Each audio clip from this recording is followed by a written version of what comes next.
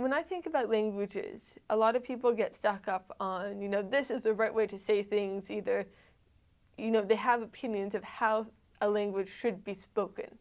And I don't. I think that when a language is alive, it's like a growing organism in the hands of whoever's using it. Kind of, I guess, like bread. We made bagels today, so it's kind of like bagels. Where, as the speaker, you shape it yourself. And no one's wrong in doing that. Unless, I guess, other people can't understand you at all, in which case you're just being ridiculous. But, if people use the word email in Yiddish, or if they use the Yivo word, whatever it is, I don't think either one is wrong.